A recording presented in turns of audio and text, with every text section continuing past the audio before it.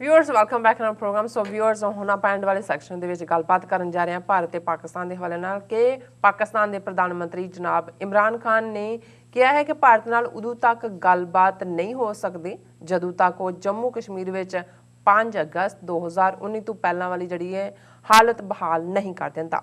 ਪਰ ਇਸ ਤੋਂ ਪਹਿਲਾਂ ਪਾਕਿਸਤਾਨ ਦੇ ਵਿਦੇਸ਼ ਮੰਤਰੀ ਨੇ ਕਸ਼ਮੀਰ ਵਿੱਚ ਆਰਟੀਕਲ 370 ਖਤਮ ਕਰਨ ਨੂੰ ਭਾਰਤ ਦਾ अंदरूनी मामला दस्या सी। सो पाकिस्तान की जम्मू कश्मीर संबंधी जी पॉलिसी कई बार डक्को डोले खाती महसूस होती है। सो व्यूअर्स पाकिस्तान की नीति में यह भंबल गुस्सा क्यों है, इस बारे आप विचार चर्चा करन जा रहे हैं और नाल ही गुरबाणी विचारों की सांझी तुहाडे नाल पाई जाएगी। सो असीं चाहांगे कि तुसां नाल इसे तरह बने रहना। देखन सुनने लिखण लई तुहाडा सब दा बहुत बहुत शुक्रिया जी। डॉक्टर साहब की कहना चाहोगे? देखो, कबीर साहब का एक फरमान है, डगमग छाड़ रे मन बौरा, अब तो जरै मरै सिद्ध पाईए लीनो हाथ संदौरा। हुण डगमग लफज नूं जदों असीं देखदे हां ते फिर पंजाबी दा जिहड़ा बहुत वधिया लफज इहदे लई है वो है भंबल भूसा। डगमग की हुंदा है? जदों तुसीं अपने मन दे विच फर्मनैस नहीं रखदे, डिटरमीनेशन नहीं रखदे, क्लैरिटी नहीं रखदे और उन्होंने ये भी कहा जाता है कि इधर जाऊँ कि उधर जाऊँ, दो रस्ते चल रहे होंदे ने।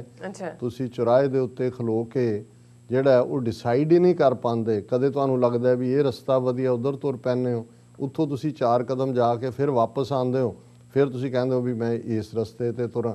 और नतीजा की हुंदा है कि इस किस्म दे जिहड़े डिसीजन नहीं कर पाते हुंदे वो अल्टीमेटली जिहड़ी कहानी बड़ी पॉपुलर पॉलिटिशियन दे नाल जुड़ी हुई सुनाई जाती है कि भी वो उदा ड्राइवर ड्राइव कर रहा है, जिहड़ा कुसमुसा जिहा होया हनेरा और चानण का जिहड़ा विचकारला हिस्सा हुंदा है ते एक खरगोश जिहड़ा गड्डी दे अगों दी लंघ के खब्बियों सज्जे गया, सज्जियों खब्बे गया, फिर टायर दे थल्ले आ गया। तो उहनूं पॉलिटिशियन जिहड़ा है वो ड्राइवर नूं पुछदा है कि भी ये क्यों मर गया, क्यों ये थल्ले आया? वो कहता जी मतलब रोशनी अगली इन्नी सी, मैनूं पता ही नहीं लगा कि की है और ये उस दे विच जिहड़ा चला गया। उन्हें कहा जी हो सकता है हुण उहदी अपनी नज़र भी कमज़ोर होए। उन्हें कहा वो बड़ा घाक सियासतदान सी। उन्हें कहा नहीं ये नहीं है, वो फैसला ही नहीं कर सकिया कि की करना। तो ये बहुत वार असीं अपनी निजी जिंदगियां च भी देखते हैं, कौमां दी जिंदगियां च भी। और लीडर उही हुंदा है ਜਿਹੜਾ बिल्कुल क्लैरिटी ਦੇ ਨਾਲ जो फैसला लैंदा है वो भावें मेजोरिटी लोगों ਨੂੰ ना भी पसंद होए। ਹੁਣ जे ईवन असी पाकिस्तान की कायमी देखीए, कायदे आज़म मुहम्मद अली जिन्ना जां उन्हां दे ਜਿਹੜੇ विचारक मोटिवेशन सी अलामा इकबाल, जदों उन्होंने इस दे उत्ते सोचा है, जिन्हां ने हिंदूत्ववाद दी और इन्हां ब्राह्मणवाद की असल नब्ज़ नूं समझिया, पछाणिया, फैसला किया। कोई मुस्लिम नेशन जिहड़े ने नेशन इस दे लई तैयार तो नहीं सी। और उहदे च तुसीं जिहड़ी 1936-37 दीआं इलैक्शनां च देख लो बैड परफॉर्मेंस मुस्लिम लीग दी। पर जदों एक फर्मनैस हुंदी है, क्लैरिटी हुंदी है, उहदे च इंटैग्रिटी और उहदे लई फिर तुसीं डिज़ायर्ड जिहड़ा वो ईंधन भी पांदे हो, उस दे लई एफर्ट भी करदे हो। और जदों वक्त बीत जांदा है, इहो जे लोक जिहड़े ने वो युग पुरुष मन्ने जांदे ने कि वो स्टेट्समैन मन्ने जांदे ने कि उन्हां ने वक्ती तौर पर की ठीक है। इहदे उल्ट साडी सिख लीडरशिप ने जो पॉपुलर सर्ज उस वेले सी उस दे मुताबिक उन्होंने सोचा जी असी कांग्रेस के नाल रलीए, क्योंकि गांधी नूं वड्डा देवता बनाया होया सी और उन्होंने लगता सी जी सानूं इन्हां चों इंसाफ निकलेगा। सो पॉपुलैरिटी दे विच फैसले लैणे जां जिहने मासिस नूं खुश करन लई ये होर गल हुंदी। दूसरा पार्ट प्रैशर हुंदे ने। प्रैशर दे विच ज़ाहिर है कि इकनॉमिकल प्रैशर वड्डा प्रैशर हुंदा है, पर सियाणप ये हुंदी है लीडरशिप दी कि वो ये देखे कि उन्हें गैरत नाल जिउणा है जां उन्हें चंद सहूलतां लैके जिउणा है। ये भी फैसला करन च गल हुंदी है। हुण मैं ये सारी बैकग्राउंड हालां जिथों तक इमरान खान साहब दी अपनी इंटैग्रिटी और है उस बारे तो असीं हमेशा ही एडमायर करते हैं।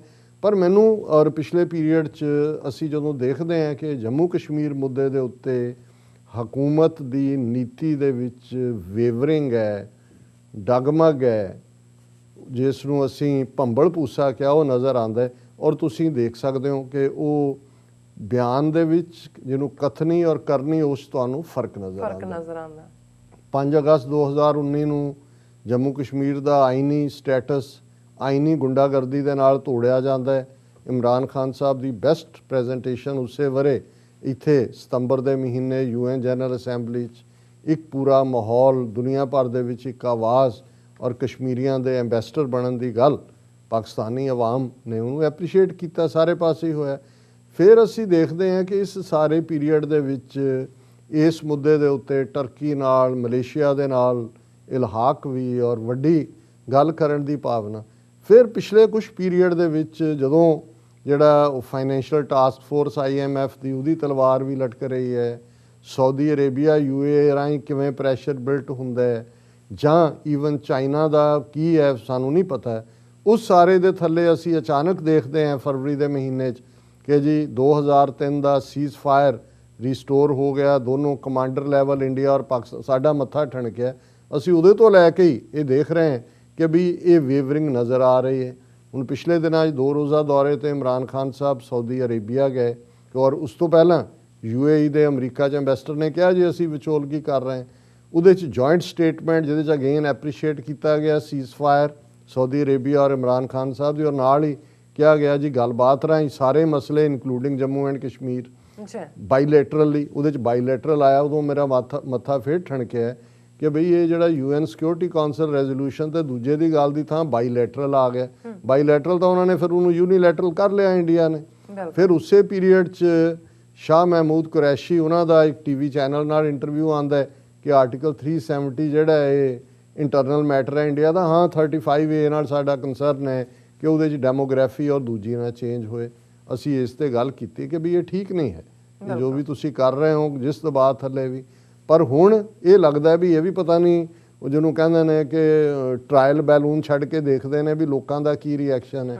ਹੁਣ ਇਮਰਾਨ ਖਾਨ ਸਾਹਿਬ ਜਦੋਂ ਵਾਪਸ ਆਏ ਔਰ 2 ਦਿਨ ਪਹਿਲਾਂ ਉਹਨਾਂ ਨੇ ਇੱਕ ਜਿਹੜਾ ਪਬਲਿਕ ਦੇ ਨਾਲ ਇੰਟਰੈਕਸ਼ਨ ਕੀਤਾ ਉਹਨਾਂ ਦਾ, ਜਿਹਦੇ 'ਚ ਉਹਨਾਂ ਨੇ ਸਵਾਲ ਲਏ, ਉਹਨੂੰ ਬ੍ਰੌਡਕਾਸਟ ਸੈਸ਼ਨ ਕਿਹਾ ਗਿਆ ਔਰ ਉਹਦੇ 'ਚ ਇਮਰਾਨ ਖਾਨ ਸਾਹਿਬ ਨੇ ਕਿਹਾ unless India retreats from the steps taken on August 5th the Pakistani government will not talk to India at all।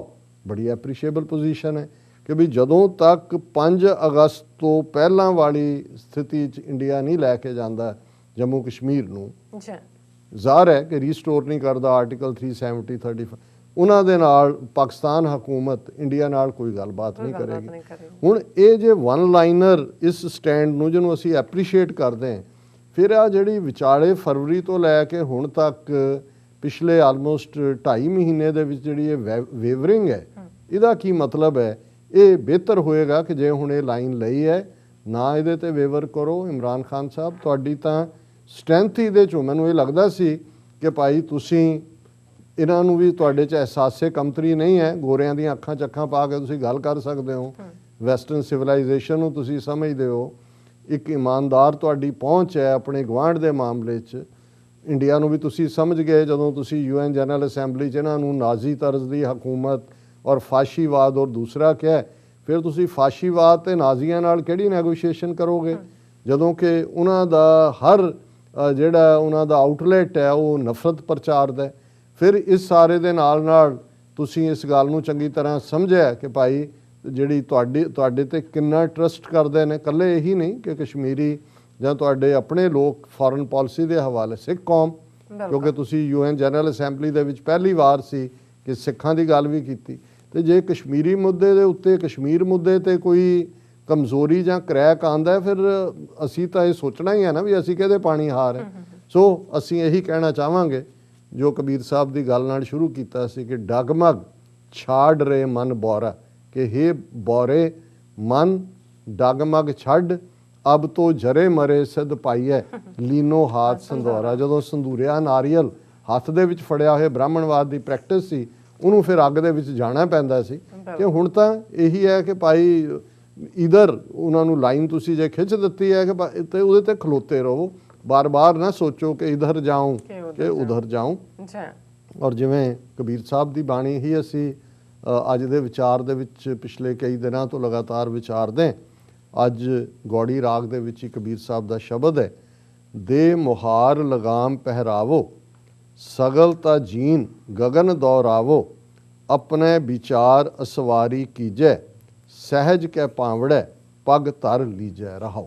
ਅੱਛਾ ਜਿਵੇਂ ਰਹਾਉ ਦੀ ਤੁਕ ਸੈਂਟਰਲ ਆਈਡੀਆ ਹੁੰਦਾ ਹੈ, ਔਰ ਫਕੀਰ ਰੱਬ ਦਾ ਬੰਦਾ ਸੂਫੀ ਸਾਨੂੰ ਸਮਝਾਉਣਾ ਹੈ ਦੁਨੀਆ ਵਾਲਿਆਂ ਨੂੰ, ਉਹੀ ਐਗਜ਼ੈਂਪਲ, ਉਹੀ ਮੈਟਾਫਰ, ਉਹੀ ਅਲੰਕਾਰ ਉਹ ਚੁਣੇਗਾ ਜਿਹੜਾ ਸਾਨੂੰ ਪਤਾ ਹੈ ਵੀ ਕੀ ਹੈ। ਹੁਣ ਸਾਨੂੰ ਪਤਾ ਹੈ ਵੀ ਘੋੜੇ ਦੀ ਸਵਾਰੀ ਕਿਵੇਂ ਕੀਤੀ ਜਾਂਦੀ ਹੈ, ਉਹਦੇ ਮੂੰਹ 'ਚ ਲਗਾਮ ਹੁੰਦੀ ਹੈ। ਅੱਛਾ ਉਸ ਜਿਹੜਾ ਉਸ ਸਾਰੇ ਦੇ ਵਿੱਚ ਫੇਰ ਰੱਸੀ ਜਿਹਨੂੰ ਅਸੀਂ ਮੁਹਾਰ ਕਹਿੰਦੇ ਹਾਂ, ਉਸ ਨੂੰ ਲੈ ਕੇ ਜਿਹੜਾ ਸਵਾਰ ਹੈ ਉਹ ਬੈਠਾ ਹੁੰਦਾ ਹੈ। ਪੈਰ ਉਹਦਾ ਜਿਹਦੇ 'ਚ ਜਿਹਨੂੰ ਅਸੀਂ ਰਕਾਬ ਕਹਿੰਦੇ ਹਾਂ ਉਹਦੇ 'ਚ ਟਿਕਿਆ ਹੁੰਦਾ ਹੈ, ਔਰ ਉਹ ਘੋੜੇ ਨੂੰ ਕਰਦਾ ਅਤੇ ਜੇ ਘੋੜਾ ਅੜ ਜਾਏ ਤੇ ਫਿਰ ਉਹ ਉਹਨੂੰ ਚਾਬਕ ਮਾਰਦਾ, ਚਾਬਕ ਦੇ ਨਾਲ ਉਹਨੂੰ ਫਿਰ ਦੌੜਾਉਂਦਾ। ਅੱਛਾ ਹੁਣ ਇਹ ਦੁਨਿਆਵੀ ਘੋੜ ਸਵਾਰੀ ਕਿਵੇਂ ਕਰਨੀ ਹੈ ਤੇ ਘੋੜੇ ਨੂੰ ਕਿਵੇਂ ਕਾਬੂ ਕਰਨਾ ਹੈ, ਇਹ ਗੱਲ ਹੈ। ਪਰ ਹੁਣ ਇਸ ਸਾਰੇ ਨੂੰ ਕਬੀਰ ਸਾਹਿਬ ਰੂਹਾਨੀ ਦੁਨੀਆ ਦੇ ਵਿੱਚ ਲੈ ਕੇ ਆਉਂਦੇ ਨੇ ਕਿ ਭਾਈ ਤੇਰਾ ਮਨ ਜਿਹੜਾ ਹੈ ਇਹ ਵੀ ਤਾਂ ਮੂੰਹ ਜ਼ੋਰ ਘੋੜੇ ਵਰਗਾ ਹੈ, ਇਹਨੇ ਤਾਂ ਤੈਨੂੰ ਟਿਕਣ ਨਹੀਂ ਦੇਣਾ। ਇਹ ਮਨ ਜਿਹੜਾ ਇਹ ਮਨ ਖੁਟਹਰ ਖੋਟਾ, ਤੇ ਇਹਦੇ ਤੇ ਤੂੰ ਕਿਵੇਂ ਲਗਾਮ ਪਾਣੀ ਹੈ। ਤੇਰੀ ਰਕਾਬ ਕੀ ਹੋਏ, ਤੇਰੀ ਲਗਾਮ ਕੀ ਹੋਏ, ਤੇਰਾ ਚਾਬਕ ਕੀ ਹੋਏ, ਤੇ ਫਿਰ ਤੂੰ ਘੋੜਾ ਤਾਂ ਜ਼ਮੀਨ ਦੇ ਉੱਤੇ ਦੌੜਦਾ ਹੈ। ਜਦੋਂ ਤੂੰ ਮਨ ਨੂੰ ਲਗਾਮ ਪਾ ਲਈ, ਮੂੰਹ ਦੇ ਉੱਤੇ ਤੇਰੇ ਉਹ ਤੰਗਲੀ ਕਸੀ ਗਈ, ਅਤੇ ਫਿਰ ਕੀ ਵਾਪਰੇਗਾ ਤੇਰੇ ਨਾਲ, ਤੂੰ ਕਿਹੜੀ ਦੁਨੀਆ 'ਚ ਉੱਡੇਗਾ। ਉਹ ਵੀ ਇਨਸਾਨ ਨੂੰ ਉਹਨਾਂ ਨੇ ਜਲਵਾ ਦਿਖਾਇਆ। ਉਹਨਾਂ ਕਿਹਾ ਦੇ ਮੁਹਾਰ ਲਗਾਮ ਪਹਿਰਾਵੋ। ਪਹਿਲਾਂ ਤਾਂ ਆਪਣੇ ਮੂੰਹ ਨੂੰ ਮੁਹਾਰ ਦੇ, ਜਿਵੇਂ ਘੋੜੇ ਦੇ ਮੂੰਹ ਦੇ ਉੱਤੇ ਜਿਹੜੀ ਹੈ ਉਹ ਦਿੱਤਾ ਜਾਂਦਾ ਹੈ, ਉਸ ਨੂੰ ਆਪਣੇ ਮੂੰਹ ਨੂੰ ਲਗਾਮ ਦੇ। ਮਤਲਬ ਉਸਤਤ ਨਿੰਦਾ ਦਊ ਬਿਵਰਜਤ, ਵਾਧੂ ਗੱਲਾਂ ਤੋਂ, ਨਿੰਦਿਆ ਤੋਂ, ਵਕਾਰਾਂ ਤੋਂ, ਜੋ ਜ਼ਬਾਨ ਸਾਰਾ ਦਿਨ ਝੂਠ ਔਰ ਦੂਸਰਾ ਜਿਸ ਦੇ ਉੱਤੇ ਉਹ ਰਸ 'ਚ ਰਹਿੰਦੀ ਹੈ ਉਸ ਨੂੰ ਲਗਾਮ ਦੇ।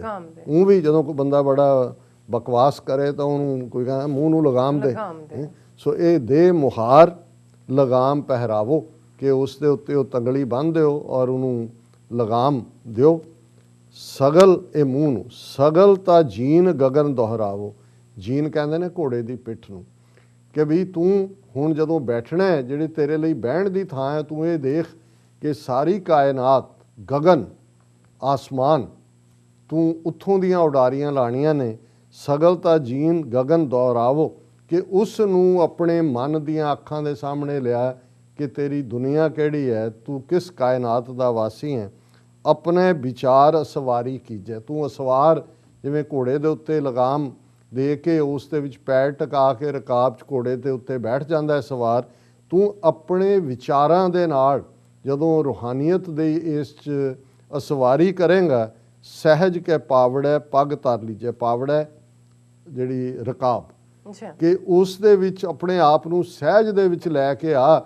ਜਾਂ ਜਦੋਂ ਤੂੰ ਇਸ ਰੱਬ ਦੇ ਪਿਆਰ ਦੇ ਇਸ ਘੋੜੇ ਦੀ ਸਵਾਰੀ ਕਰੇਂਗਾ ਤੇ ਤੂੰ ਸਹਿਜ ਦੇ ਵਿੱਚ ਟਿਕ ਜਾਏਂਗਾ। ਪੱਗ ਧਰ ਲੀਜੈ, ਪੈਰ ਟਿਕਾ ਲੈ, ਫਿਰ ਚੱਲ ਰੇ ਬੈਕੁੰਠ ਤੁਝੇ ਲੈ ਤਾਰੋ। ਕਬੀਰ ਸਾਹਿਬ ਆਪਣੇ ਆਪ ਨੂੰ ਕਹਿ ਰਹੇ ਨੇ, ਚੱਲ ਭਾਈ ਹੁਣ ਤੂੰ ਬੈਠ ਗਿਆ ਹੈ, ਸਹਿਜ ਦੇ ਪਾਵੜੇ 'ਚ ਹੈ, ਔਰ ਮੂੰਹ ਨੂੰ ਤੂੰ ਲਗਾਮ ਦਿੱਤੀ ਹੋਈ ਹੈ, ਸਾਰੀ ਦੁਨੀਆ ਨੂੰ ਤੂੰ ਘੋੜੇ ਦੀ ਪਿੱਠ ਸਮਝਦਾ, ਉਸ ਰੱਬ ਦੀ ਕਾਇਨਾਤ ਨੂੰ।